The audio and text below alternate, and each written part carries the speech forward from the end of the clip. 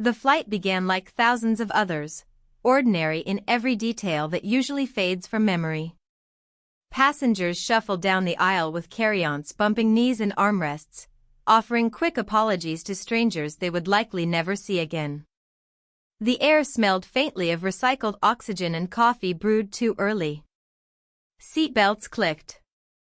Overhead bins slammed shut. Somewhere, a baby cried, and somewhere else, someone was already asleep before the plane ever left the ground. Once airborne, the routine settled in. Cabin lights dimmed. Screens flickered to life and then went dark.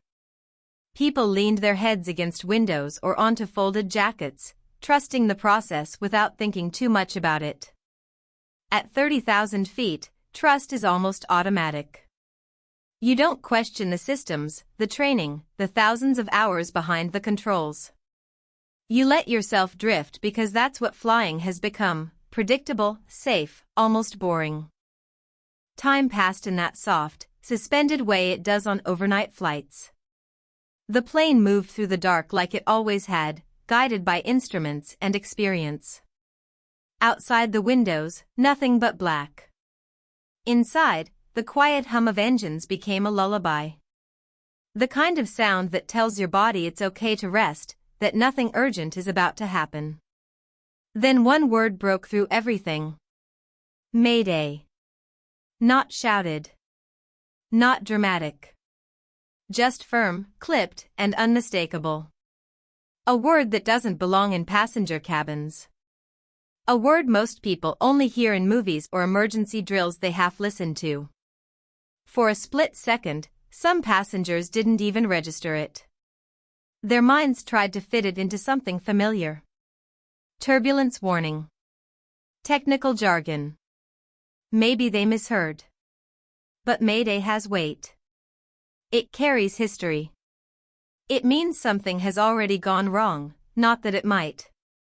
It means the margin for error is gone.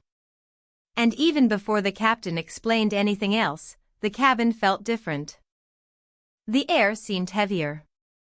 Sleep didn't return to anyone who'd been drifting. Heads lifted. Eyes opened. The soft rustle of blankets stopped. Routine vanished instantly. Flight attendants froze for a beat before shifting into a sharper version of themselves. Movements more deliberate. Faces calm but focused.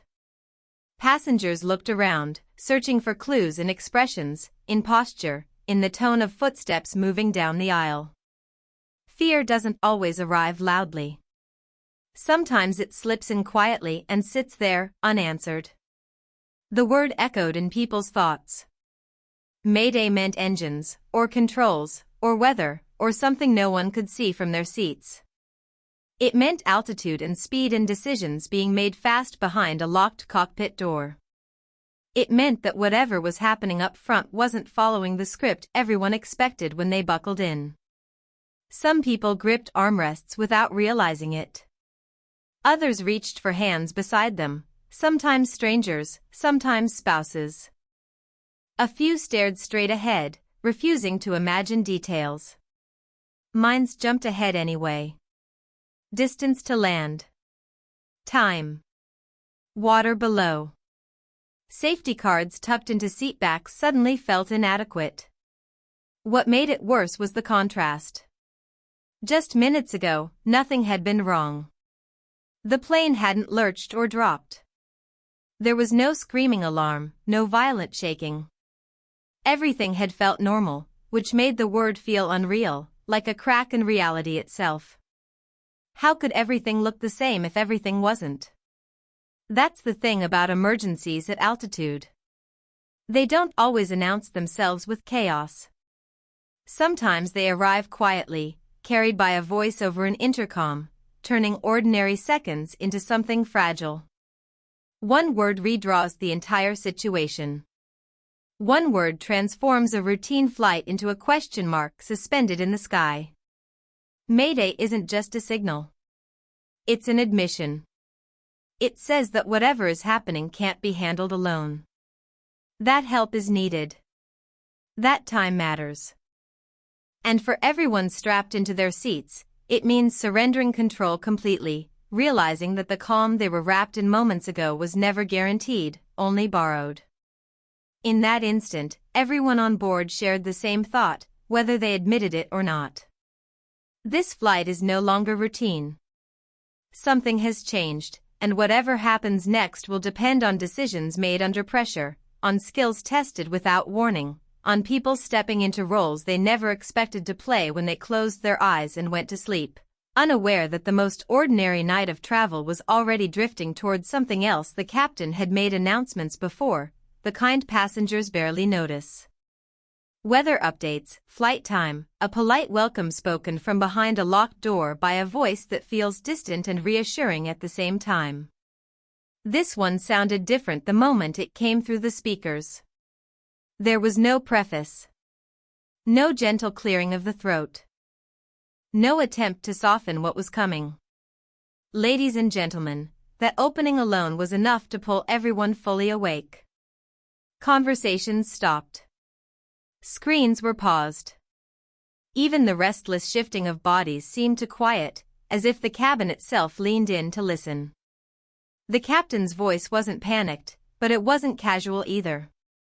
It carried an edge that made people sit straighter without knowing why. He explained just enough to be understood, but not enough to be comforting. There was an issue. A serious one. The kind that required immediate attention. His words were measured, careful, as if each one had been chosen to avoid sparking fear while still being honest. Pilots are trained to sound calm even when things aren't, and that calm can sometimes be more unsettling than panic. Then came the part no one was prepared for. He wasn't asking for patience. He wasn't instructing passengers to remain seated. He wasn't requesting a doctor or medical professional, which would have at least made sense.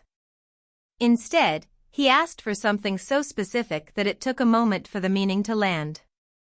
Is there a Navy SEAL pilot on board? For a second, the question floated unanswered, hanging in the air like a mistake. People glanced at each other, eyebrows raised, trying to process what they'd just heard. Some wondered if they'd misheard. Others replayed the words in their heads, hoping they would rearrange themselves into something more familiar. A Navy SEAL pilot. Not just a pilot. Not just military. Not just someone with flight experience. The request narrowed the field to almost no one, which only raised more questions. What situation could possibly require that level of expertise? What had gone so wrong that the crew needed someone with that background, right now, at this altitude, in the middle of the night? The cabin filled with a different kind of silence. Not the sleepy quiet from before, but a tense, alert stillness. People sat frozen, waiting for movement, for someone to stand up, for anything that would make sense of the request. Every row became a place of quiet assessment. Who's around me? Who could it be? Is this real? The specificity of the call made it impossible to ignore. This wasn't a general plea for help. It was a calculated decision, made because the captain knew exactly what kind of skill set was needed. That knowledge alone suggested how narrow the margin had become. Pilots don't make requests like that unless they've exhausted every option available to them in the cockpit. Some passengers felt a strange flicker of hope. The fact that the captain was asking meant there was still time, still a chance. Others felt the opposite. If things were under control, there would be no need to reach into the cabin for help. The request itself was proof that the situation had crossed an invisible line. Eyes scanned faces, lingering on anyone who looked confident, composed, out of place in a cabin full of anxious travelers. A few people shifted in their seats, suddenly self-conscious, as if being looked at carried responsibility. No one spoke. No one laughed. No one even whispered. The captain waited. That pause said as much as the words had. It suggested urgency without desperation, trust without certainty. He was relying on a possibility, on the chance that among hundreds of strangers, someone had the exact training required to step into a moment most people never face. In that pause, the idea of the flight changed again. This was no longer just about machines and procedures. It was about people. About experience carried quietly, unnoticed until it was needed. About the realization that the person sitting next to you might not just be a fellow passenger, but someone whose past could suddenly matter to everyone on board. The call echoed through the cabin, unanswered, stretching seconds longer than they felt, each one amplifying the awareness that this request had not been part of anyone's plan when the plane took off, that the captain had reached beyond protocol into hope, that somewhere between rows of sleeping travelers and dim aisle lights, the difference between what was happening and what might happen next depended on whether one specific person was listening and willing to respond. For a moment after the announcement, nothing happened. No one stood. No one spoke. The cabin remained exactly as it was, frozen in a kind of shared disbelief. The question had been asked, but reality lagged behind it. People needed time to understand what they were being invited into, even if only as witnesses. The silence wasn't empty. It was crowded with thoughts. Passengers replayed the captain's words again and again, measuring them, searching for reassurance that wasn't there. Some leaned slightly into the aisle, craning their necks as if the answer might already be moving toward the front of the plane. Others stayed perfectly still, afraid that motion alone might somehow draw attention. Every second without a response made the request heavier. It began to feel like a test no one wanted to fail. Not because they should answer, but because the lack of an answer meant something else entirely. It meant no one fit the description. It meant the situation up front might be unfolding without the help the captain had hoped for. Eyes flicked from seat to seat, subtle and searching. A man in a hoodie. A woman with her head bowed. A couple holding hands too tightly. People started making quiet assumptions based on nothing more than posture or calmness. Who looks capable? Who looks trained? Who looks like they've seen pressure before? None of it meant anything, but in uncertainty, the mind reaches for patterns. In the middle of the cabin, one woman stirred. Not suddenly. Not dramatically. Just a small shift, the kind that usually goes unnoticed. She had been asleep, deep enough that the world had faded completely. The announcement pulled her back in stages, consciousness returning slowly, like surfacing through thick water. She opened her eyes to darkness and tension she could feel without seeing. Something was wrong. That much was obvious. Her body registered it before her mind caught up. The hum of the engines sounded sharper. The air felt tighter. People weren't moving the way they normally did. She listened, orienting herself, letting the last words she'd heard settle into place. Is there a Navy SEAL pilot on board? The question landed fully now, clear and unmistakable. Around her, the silence pressed in, waiting. No one had answered. That fact alone changed the moment. This wasn't theoretical anymore. The captain wasn't asking out of curiosity. He was asking because he needed someone, and so far, no one had stepped forward. She didn't move right away. Training has a way of slowing reactions, not speeding them up. You don't rush. You assess. You confirm. Her mind shifted automatically into a different mode, one she hadn't needed in a long time but had never really left. Fatigue fell away. Sleep disappeared completely. She became aware of herself in the seat, of the weight of the blanket on her legs, of the ordinary details that felt suddenly out of place. She was just another passenger, dressed like anyone else, anonymous by design. That anonymity had always been intentional. It was easier that way. Safer. Quieter. Around her, the cabin waited. The pause stretched, and with it, the unspoken understanding that this silence could not last much longer. Either someone would answer, or the captain would move on without them. Neither option felt neutral anymore. She felt eyes on her before she saw them. Not because anyone knew who she was, but because people sense change. A shift in posture. A breath taken with purpose. Her movement was small, but in a frozen room, small things stand out. She hesitated, just long enough for the weight of it to settle. Answering meant stepping out of the background. It meant ownership. It meant that whatever happened next would be tied to her presence, her decisions, her abilities. There was no obligation forcing her to respond. She was off duty. She was a passenger. She owed no one anything in a formal sense. But responsibility doesn't always arrive with paperwork. The silence grew louder. Someone coughed. A seat creaked. The pause had gone on long enough that it began to feel like a verdict forming on its own. Her training had taught her to recognize moments like this, moments where delay becomes its own kind of choice. She unfastened her seatbelt. The click sounded far too loud. Heads turned. Conversations that hadn't even started stopped. That single sound cut through the cabin more sharply than the announcement had. It was proof that the silence was ending, one way or another. She stood, steadying herself against the seat in front of her, and the space around her seemed to open up instinctively. People leaned back, creating a path without being asked.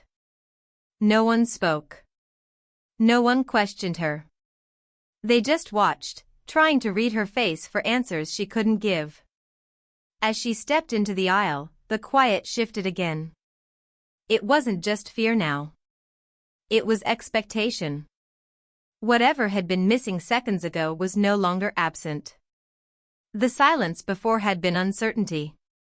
This silence carried something else entirely.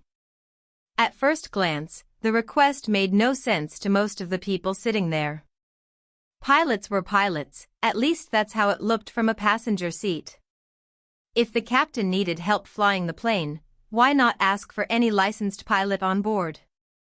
Why narrow it down to something so rare, so extreme, that the odds of finding one felt almost impossible? But the specificity wasn't accidental. It was deliberate. It was born from a problem that couldn't be solved with general experience or textbook knowledge. Whatever was happening in the cockpit had crossed into a space where ordinary training stopped being enough. Commercial pilots are experts at systems, procedures, and coordination. They train endlessly for failures, redundancies, and emergencies, all within a structured environment designed to keep risk controlled. What they are not trained for is chaos without a checklist, moments where conditions fall outside expected parameters and time compresses into seconds. A Navy SEAL pilot lives in that space. That kind of training is built around operating when information is incomplete, when conditions are hostile, when decisions must be made without the comfort of full data or perfect communication. It's not just about flying. It's about judgment under pressure, about adapting instantly when the plan collapses, about acting decisively when hesitation costs lives. The captain knew exactly why he asked. There are situations where an aircraft becomes more than a machine in distress. It becomes an environment that behaves unpredictably. Severe mechanical failures. Loss of critical systems.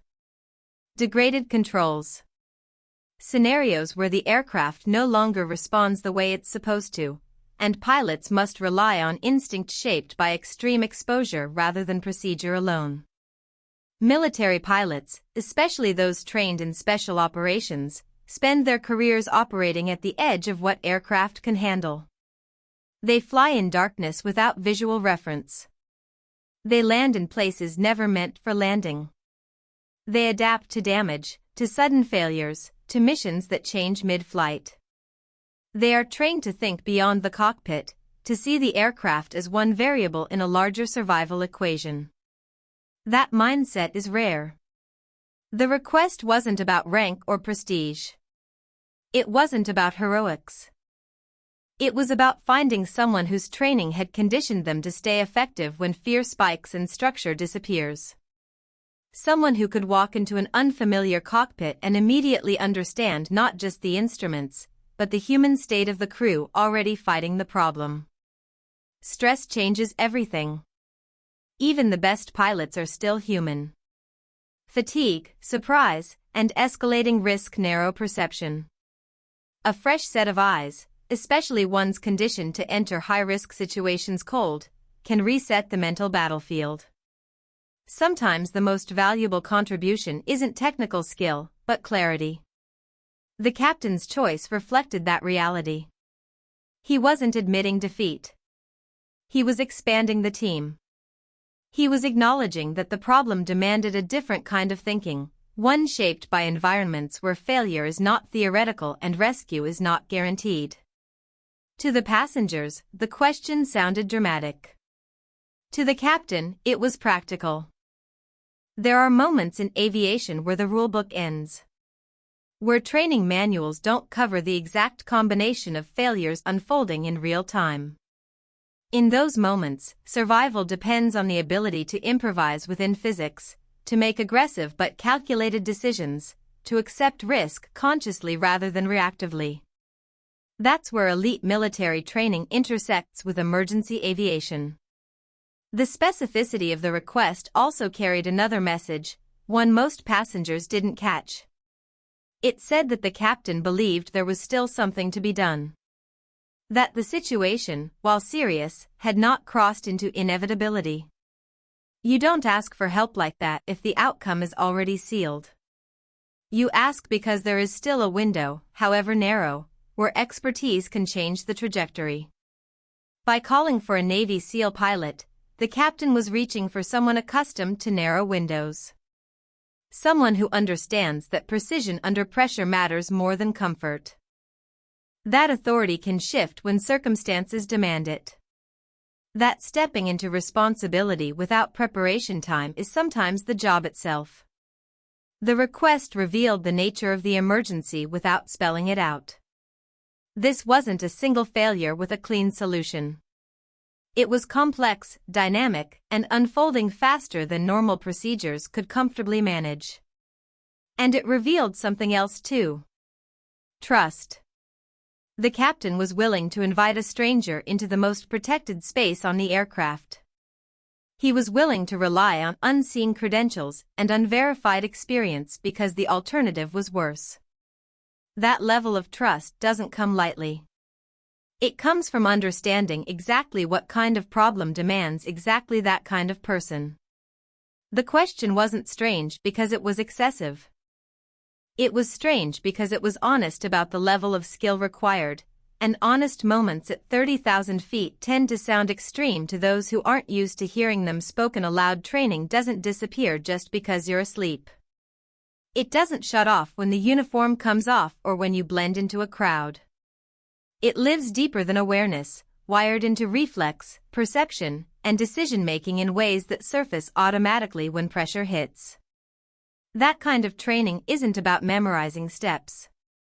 It's about shaping how the mind reacts before conscious thought has time to interfere. For her, the shift was immediate. The moment she stood, the cabin stopped being a passenger space and became an environment to read. She noticed angles, spacing, movement.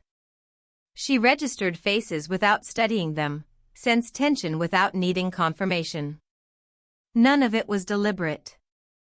It was how she'd been trained to take in a scene, even one as unfamiliar as a commercial aircraft aisle. Years of preparation had conditioned her to function when comfort vanished. Training had taught her to operate on limited sleep, to perform under noise, confusion, and emotional weight. Sleep wasn't rest in the traditional sense. It was a pause, easily broken when the situation demanded attention. The body remembers what the mind doesn't have time to recall.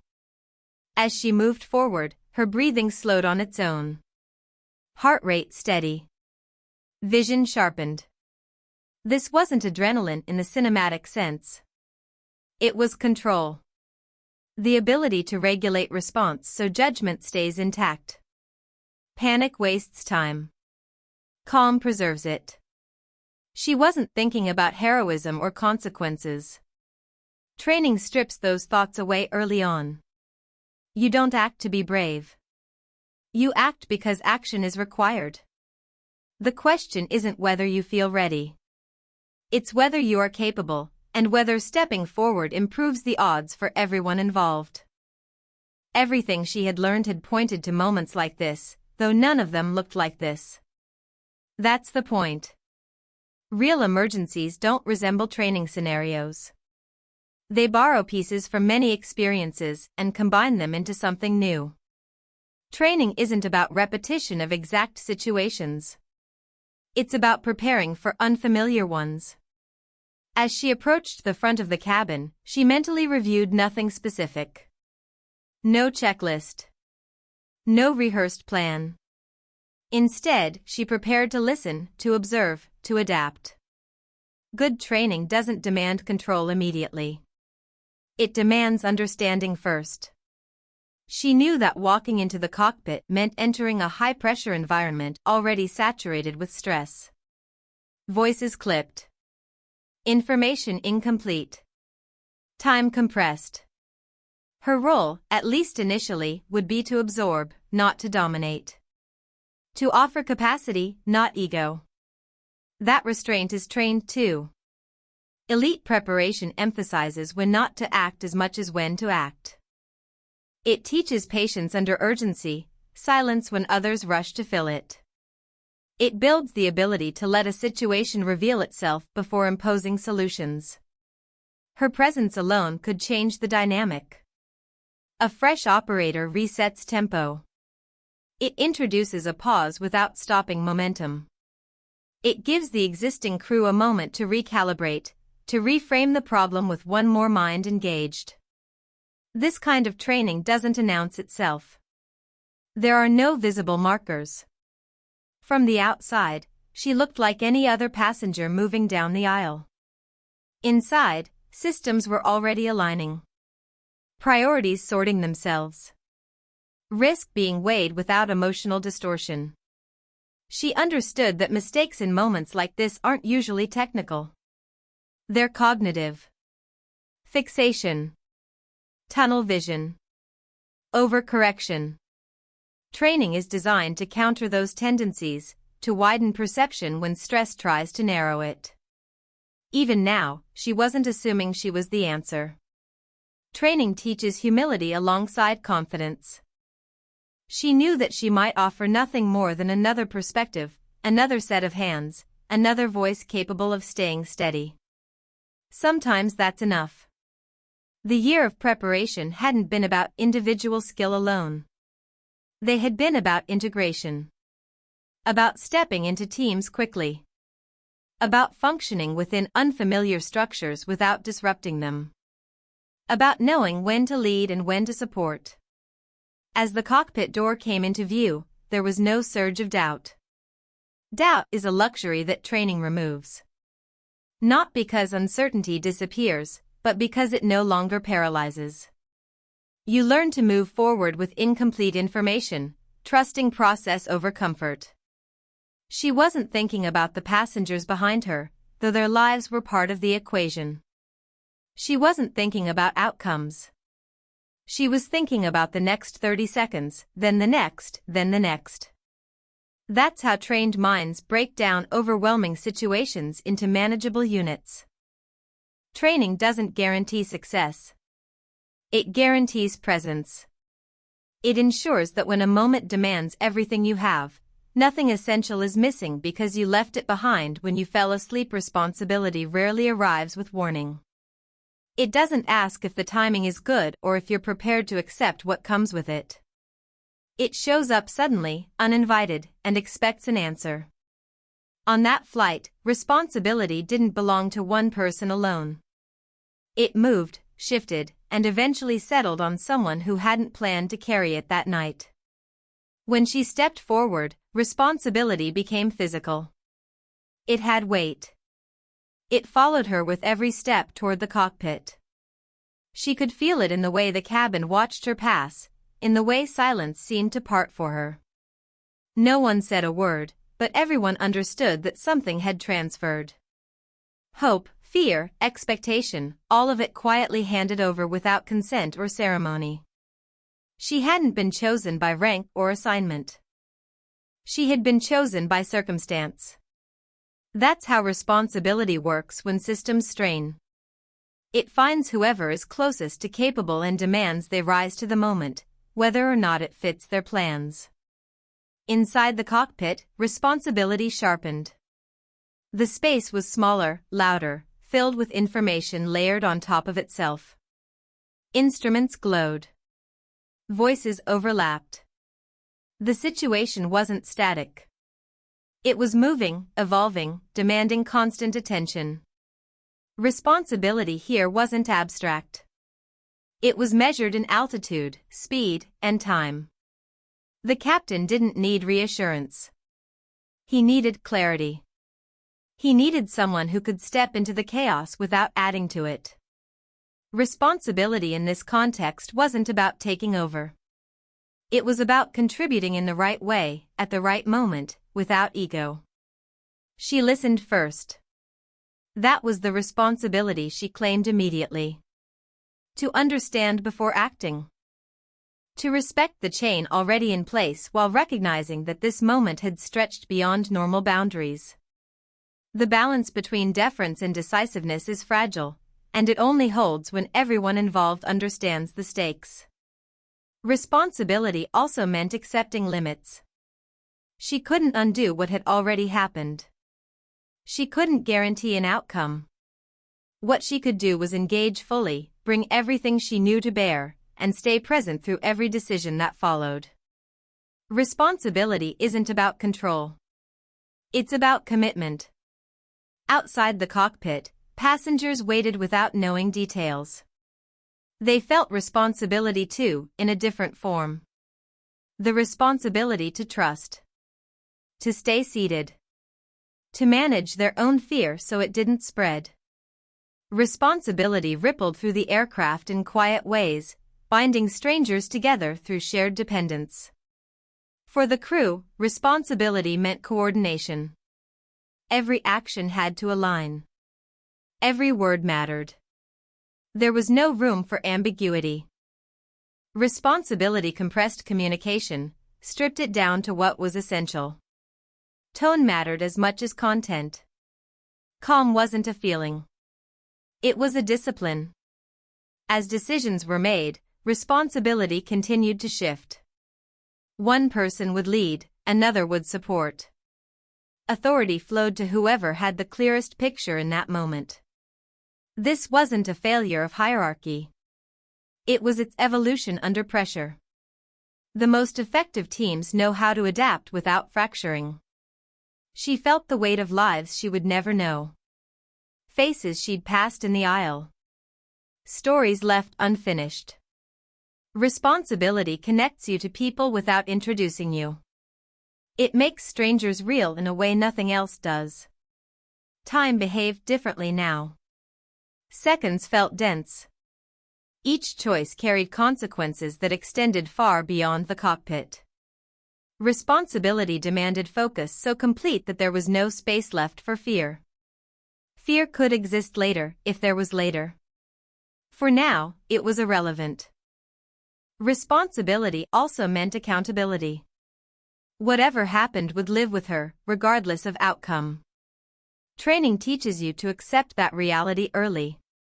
You don't measure responsibility by praise or blame. You measure it by whether you showed up fully when it mattered. This wasn't the responsibility she'd expected when she boarded the plane. It wasn't written into any plan. But it was the one that arrived, and refusing it would have been a decision too. In moments like this, responsibility doesn't feel noble. It feels heavy, immediate, unavoidable.